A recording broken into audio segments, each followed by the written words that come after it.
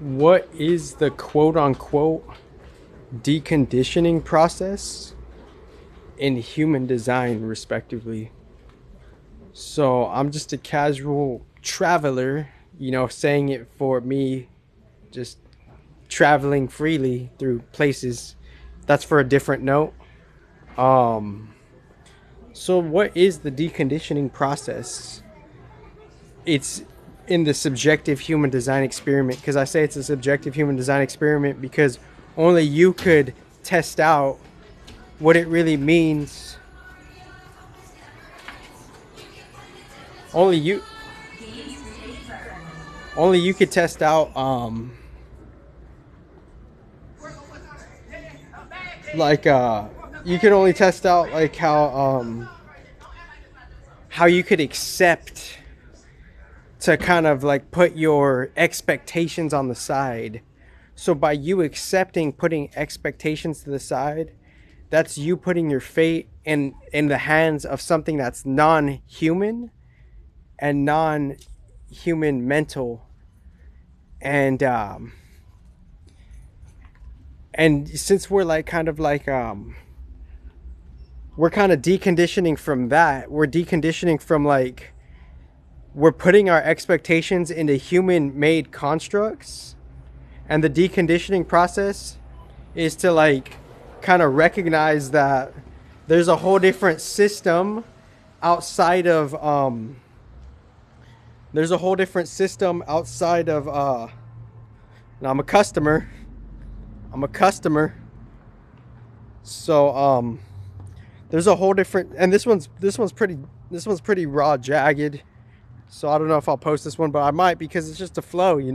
It's just a flow. It's a whole different aesthetic. I'm just a customer here. And so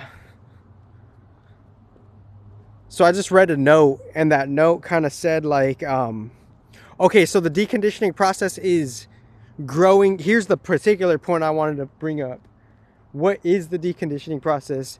It's on a different individual solo level. It's particularly growing through life's pressures, particularly.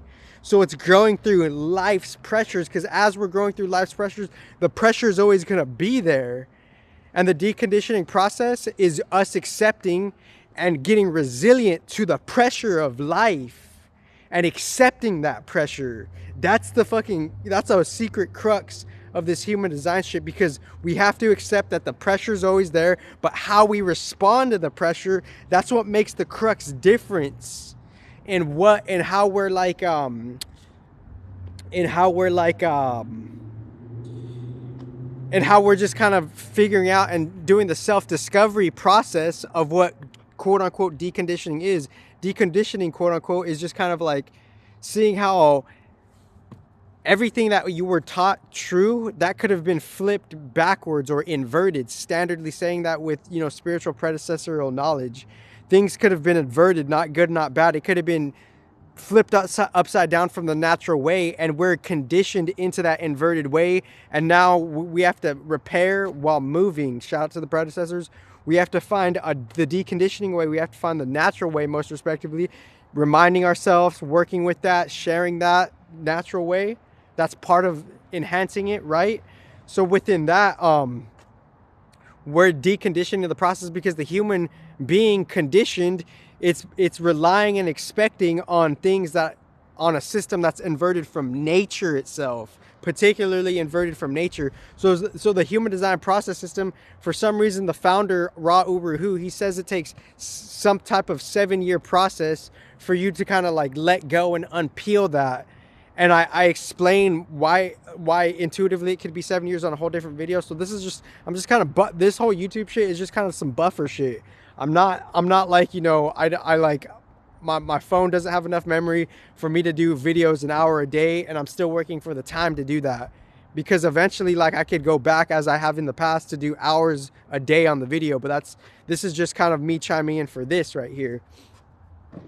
So me being a customer and a traveler of life, now I'm here seeing like the pressure will always be there, But how we're responding and reacting, are we complaining? We don't have to complain to the pressure. That pressure is always going to be there. And all of us have like, you know, it doesn't necessarily matter like who we're talking about. If you're a strong person or a strong leader, then they've adapted a unique resiliency to uphold that and be an example for the people in the community around them. That's what makes an energetic leader, for you to accumulate resiliency, go through the pressure, and be at your place in nature, and seeing how there's just a in-between challenge of us being in nature and inverted nature. That's literally what it is. The challenge of life and existence. That's what it is.